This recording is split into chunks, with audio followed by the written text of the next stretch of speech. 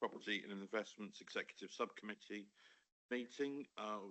Welcome to those of you who are with us in John Meikle House or joining us online. At the start of the meeting, can I just remind everybody that it is only the subcommittee members present in the room that are taking the decisions at this meeting, and that others in attendance are here to provide advice. The agenda and papers have been published on the council website in advance of the meeting, and the council will make a recording of the meeting, which will be published in due course. So today's meeting is run using a hybrid format. Subcommittee members are physically present in the room. Other elected members and officers may physically or remotely join the meeting to speak on specific agenda items or observe, and this meeting is being broadcast, and therefore other members of the public and partners can observe the meeting remotely. If you are online, please can you use the chat function only for the purposes of the meeting. If you wish to speak, can you use the hand up function if you're able, otherwise pop your name in the chat. Please can you say your name before speaking, and make sure microphones and cameras are turned off when not speaking. We will be, when we go into private session for item 6 and beyond, we will be moving to a different Teams meeting where only members and officers will be able to attend. It will be in private session, and we will have a slightly different protocol for that section. Okay, so starting the agenda, number 1, apologies for absence. Councillor Richard Wilkins is unable to be with us, and Councillor Theo Butt-Philip is attending as a substitute. And also welcome to Councillor Mike Rigby, who is online and is feeling a little bit poorly and has decided not to come in and share his germs, for which we thank you, Mike. Minutes from previous meetings. So we've got the minutes from the 10th of July. Are there any comments or questions regarding the minutes? We're content that they are true and accurate record. Opposed, Councillor Lysholm, seconded Councillor Wakefield. All those in favour, please show, and those against, that's clearly carried. Duly signed.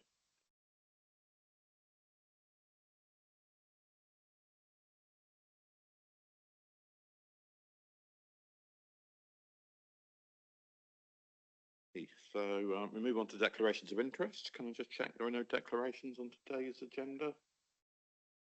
Not seeing any. And public question time. Can we confirm that there are no public questions, please? Thank you very much. There are no public questions for us, so we move on swiftly to item 5, which is review performance indicators for the investment portfolio and the main risks to the programme, which is pages 17 to 24 on the agenda. And Councillor Mike Rigby, you're down to introduce the item. Morning, Mike.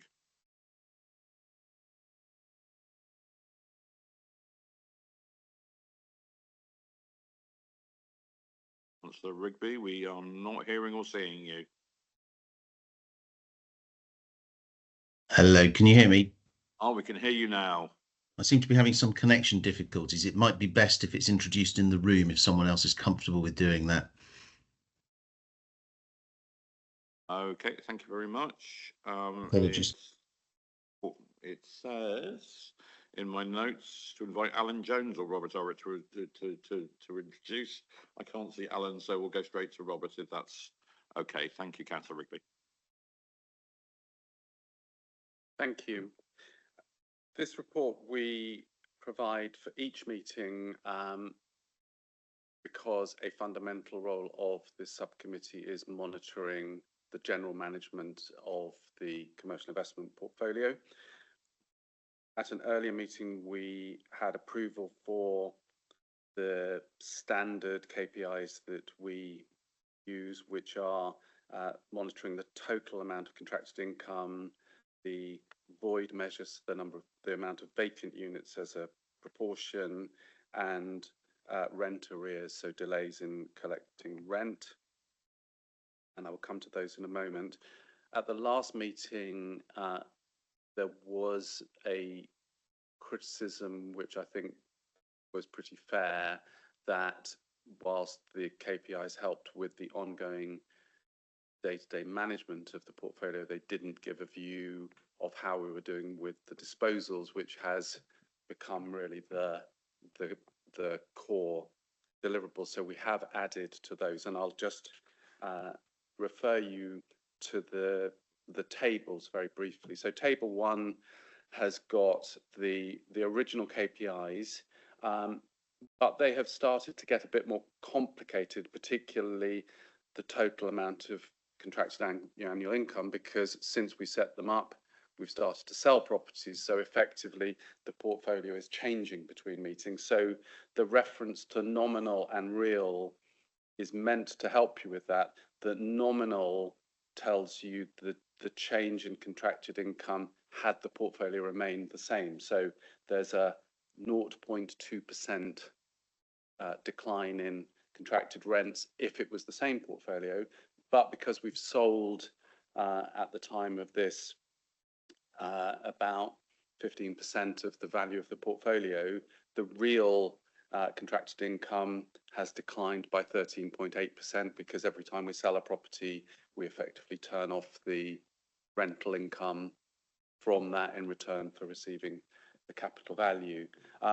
The nominal real factor doesn't need to apply to the voids and the rent arrears. So in terms of vacant units, and there we measure what proportion of the total rental value would be attributed to vacant units. So that has gone up a little. It's at 8.3% now, and that's because from time to time either tenants leave because of the end of leases or break options, and we have got new voids that have come through on units in Christchurch and part of an office building at Aztec West. Our guide is that the voids are likely to be in the range between 5 and 10%. So if we can get close to 5, we're feeling pretty happy.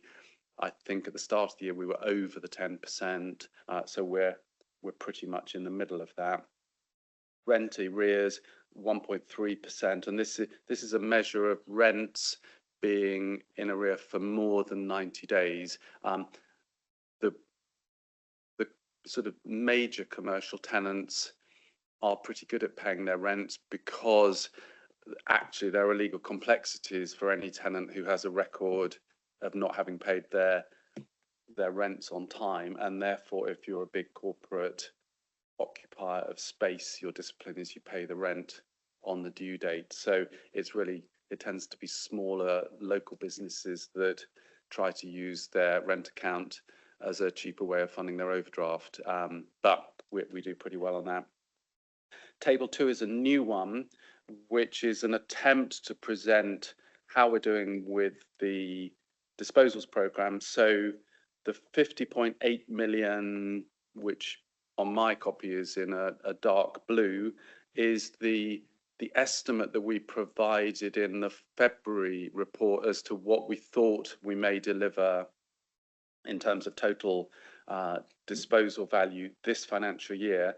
Looking below that shows the progress. So the solid sort of orangey bar at 31.5 million are those are sales that have completed, and we have that money in. We then have 7.775 million that is under offer and in solicitors' hands, and blue 16.8 million that is in the process of marketing at various stages, and then 12 million that's in progress. So that we feel for the time of the year gives a good level of confidence that we expect to moderately exceed the original estimate on that. And then perhaps helpful or maybe confusing, table 3 was an attempt to break that down, and the first version of it we did was really quite hard to follow. I'm not sure if you don't like this one, we don't have to use it again anymore. But what it is trying to convey is that to start off with, you decide that we're going to sell properties and we recommend which ones they are. We prepare them, we get them on the market, and then they classically go through a cycle. They're on the market, you get bids in. If the bids represent market value best consideration, then we recommend proceeding with a bid. It goes into the under offer phase. Sometimes you exchange and complete later, but quite often with commercial transactions, you exchange and complete simultaneously, and then finally you complete. So all of the colours kind of capture that, and the one that matters on my version is a sort of dull green bar, which from the July month onwards is progressively growing, and that's the completed sales. So that reconciles with the bar chart that we're over the 30 million, and in terms of what we've got programmed, we expect to exceed the estimate by the end of the calendar year. The actual timing for the legal phase swings quite dramatically. Sometimes you exchange and complete in a calendar month. Equally, we've got one transaction that was agreed in about the beginning of June, and we're still in the pain of the process. So they vary, but that's the explanation of that, and I welcome feedback as to whether it's helpful. Thank you, Robert. I do. Table 3 I quite like. I found it quite clear and particularly welcome the pastel peppermint, I think I'll call it, which I don't see it quite as dull as you do. Sarah.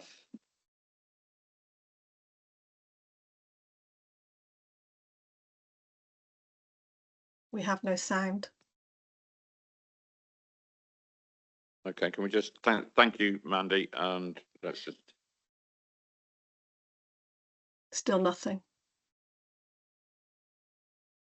Okay, we're just trying to get Sarah the right microphone. For That's those better. of you. That's better. I think. Can you hear now? Perfect. Thank you. Okay, Right. thanks for the feedback, Mandy. I've got 3 questions, the 2 about finance, but the first one is about the Christchurch property, which is a void, I think, at the moment, or has a void in it. I was wanting to ask Robert whether he thought there was any chance of reletting it, or is that going to be a void that we can't deal with? We will relet it. It's one of our better buildings as a piece of real estate, but the Christchurch market is quite a limited local market, so we have to hold on. I mean, we lost the tenant, so we have to relet it. It may let or it might sell. I'm just concerned with whether we're going into material that might be better off in private session. Yeah. Yeah. So No, I just wondered I think any detail we should take under private session rather than in public, if that's helpful. The second things I wanted to ask were about whether any of the financial officers in the room think that the budget tomorrow is going to have any effect. We won't know probably until tomorrow. But my second one is the £50 million shown here. If you could just explain what, why that's important to our budget, and what happens if we didn't achieve it or if we overachieve it.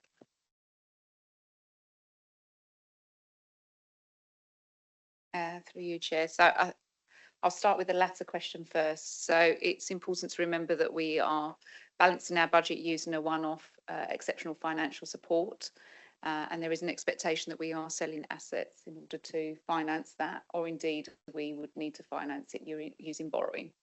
That's one of the things, and our budget is predicated on us having that exceptional financial support. We've also got another report in the public domain regarding flexibilities in capital, our Treasury Management mid-year review, where we're also indicating and amending our flexibilities in capital parameters to take into account some of the opportunities that we could have during the financial year to keep expenditure out of revenue and financed by capital receipts. As for what might be in the budget, we remain hopeful. However, we need to plan according to the parameters that we have here. We will not know the provisional settlement until just before Christmas. And from what is in the press at the moment, It doesn't sound like there is going to be a large amount of money going anywhere. So we need to wait and see and plan as we are now. But I would be hopeful that central government is listening to the challenges that local government has and recognising the pressures that we have within adults, children, social care, and baked in inflation that we've had over a number of years. So, and interest rates still being high. So I would hope that they understand and may reflect that. But my financial advice to the local authority is that we don't plan as if there's anything coming, and only when it's announced we know. Any other questions from members of the subcommittee? And widen it out to other members either in the room or online. So go to Councillor Andy Sully, please. Thank you, Chair. May I ask just a quick question on the capitalisation from government? Have we heard yet whether our I call it a bid, I don't know if it's a bid or our application has been successful yet? Because I think we asked it a month or so ago. I know Liz was saying that don't hold your breath, we're still waiting, but I don't know if we've got an update. Thank you. There is no update at the moment. I'm still waiting to hear. However, I'm in dialogue with MHCLG on this. I just come back. How can we plan our budget if we don't get that signed off? Because that came up pre our budget setting in February or March last year, that we try to set this budget based on having this capitalisation. So if you don't actually have it, it makes it very difficult. I have already fed that back to MHCLG representatives that I've met with, and there is a process that we need to follow. It is their process, and we are in the middle of the process. I think it's incredibly important for us to plan for a sustainable budget in the future, so that this is not something that we need to follow a process for every year. Thank you. And you'll recall I told full council that the minister at the time, Simon Hall, gave me a categorical guarantee and verbally that this would happen. And of course, I believed every single word that he said, and I'm looking forward to that news being received by us. Councillor Fatherhide. Thank you, Chairman. Couple of questions here. Labour government policies on financing growth under Britain's economic future. Are we doing any work towards that? Because I sort of look at that on the other side of capitalisation directive, which actually allows the council to meet our revenue cost. So is there any synergy by bringing these together from our perspective? We can't wait for the government to continuously to sort of say, look, this is what you're going to do. What work is being done here within Somerset to ensure that actually we are in a good place in a year or 2 years? I'm looking at medium to long term rather than short term.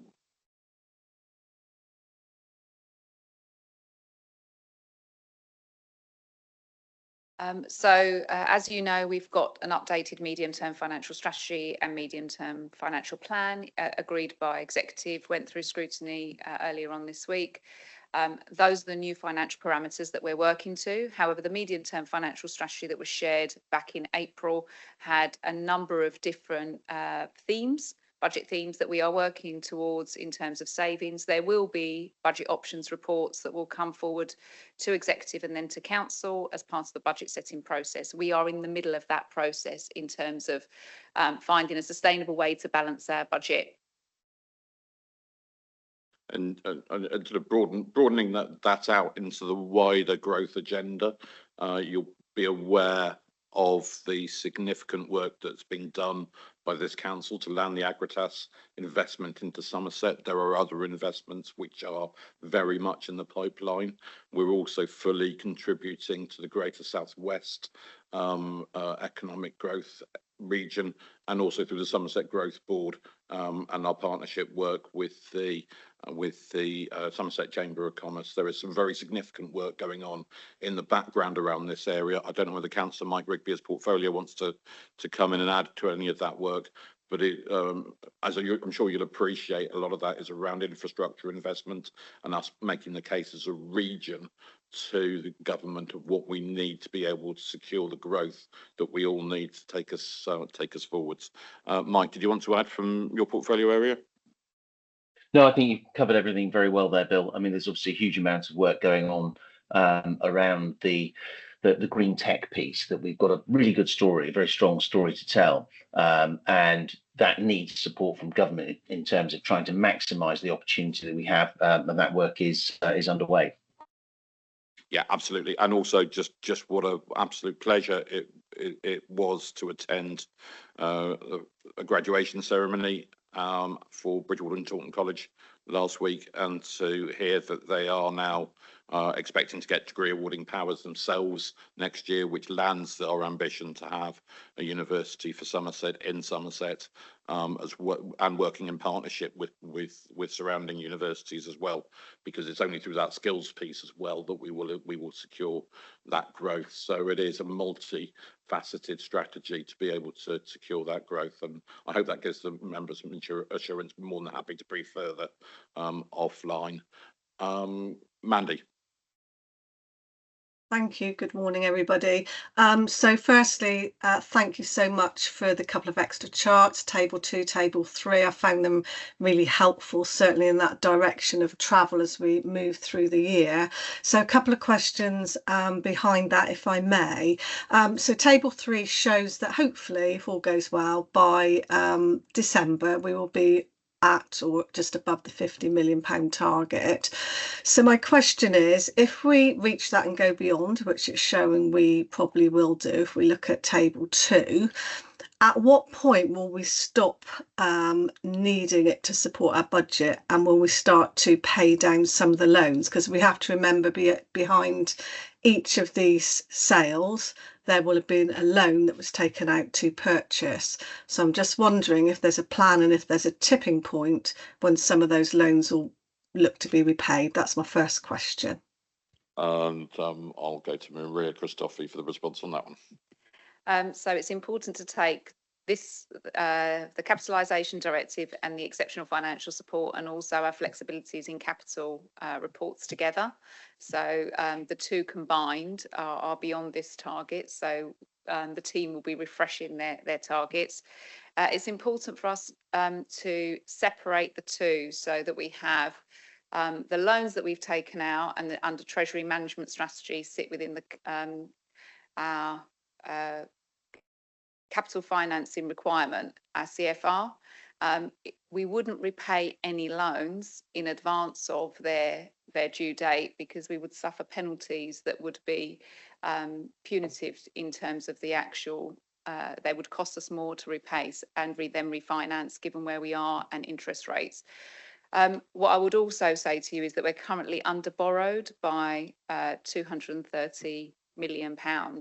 So within our capital financing requirement, we're not currently borrowed to the amount that the Treasury Management Strategy permits us to. And that report is working its way through the system at the moment. So I hope that helps provide some clarity. Thank you. I'm probably different. I would probably differ to you. I think we're over borrowed rather than under borrowed. The lower the borrowing, the better it is for our ratepayers in Somerset day to day. Okay. But we can debate that. That's. I think Maria would like to come back on that point. Thank you. Yeah. It's important that our Treasury management, within the Prudential Code and our Treasury Management Strategies, capital financing requirement needs to correlate with the capital programme. So if we say that we're going to be delivering a capital programme and we need to finance using borrowing, then the capital financing requirement needs to reflect that. So they're all joined up. So essentially looking at the capital programme and potential reprofiling or slippage may mean that we don't need to take out that borrowing, but as it currently stands, the capital programme and the capital financing requirement are what I've just said. Thank you. I hope that adds clarity. If you can move on to your next question now, Mandy, please. Yeah, of course. My next question was actually about book values and value for money.